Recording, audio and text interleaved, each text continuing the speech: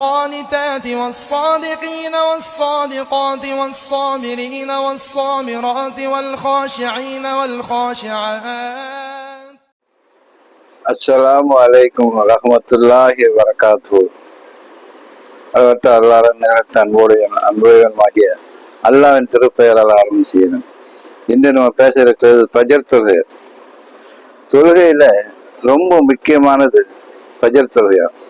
இந்த பஜர் தொழுகை எப்படிப்பட்டது கேட்டா, ஒவ்வொரு மனிதருக்கும் சுறுசுறுப்பையும் அன்றைய பாதுகாப்பையும் வளர்த்தக்கூடிய ஒரு விஷயமா இருக்கும். அதாவது நம்ம தூங்க போகும்போது நியத்து வச்சுக்கணும், பஜருக்கு எந்திரிக்கிறேன்னு சொல்லி. ரெண்டாவது கேட்டால், நம்ம தூங்க போனோடனே சைத்தான் 3 முடிச்சு போடுறோம். அந்த 3 முடிச்சு போட்டுக்கும் போது நம்ம காலையில முடிக்கும் போது அல்லாஹ் நினைச்சு எழுந்திரிச்சிட்டோம்னு சொன்னா முதல் முடிச்சு அவுந்துருது. பொது செய்யும் போது 2வது முடிச்சு அவுருது. தொழுகை பொண்ணுண்டா 3வது முடிச்சு அவுந்துருது. நம்ம சரியான இடத்துல தொழுகையை நிறைவேற்றணும் சொன்னா அன்று முழுக்க அல்லாஹ்வுடைய பாதுகாப்பு நமக்கு கிடைக்குது.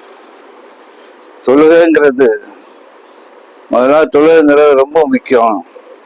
அதுக்கு தொழுகை வழங்குறதுக்காக தான் அல்லாஹ் தஆலா இன்சானை படைச்சிருக்கிறான். அந்த தொழுகையை சரியான நேரத்தில் நிறைவேற்றக்கூடிய தொழுகையை மட்டுமே அல்லாஹ்ட்ட சென்றடையும். 5 வேளை தொழுகிறவங்களுக்கும் நரகம் இருக்குது. இன்னும் 5 வேளை தொழுகிறவங்களுக்கு நரகம் இருக்குன்னு சொன்னா என்ன அர்த்தம்னு கேட்டா, அந்த தொழுகையை பிற்படுத்தி தொழுகிறது.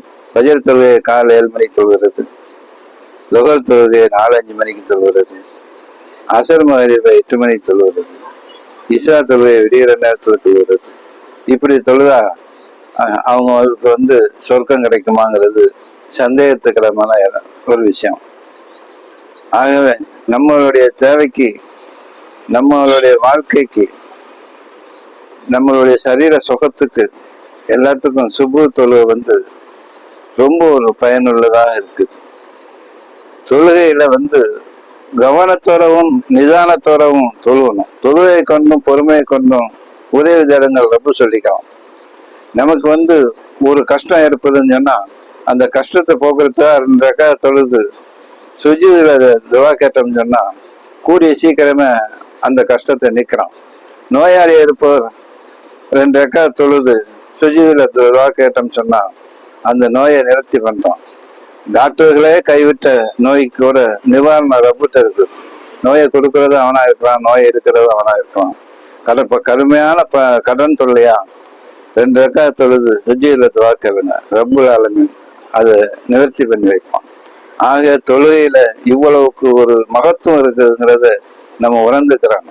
காலம் தவறாம நேரம் தவறாம சரியான நேரத்துக்கு அந்த தொழுகையை தொழுது ரப்புவுக்கு நம்ம பிரியமானவர்களா இருக்க எல்லாரும் முயற்சி செய்யணும். ஆகவே அருமை சகோதரர்களை, தொழுகைக்கு முன்னுரிமை கொடுங்கள்.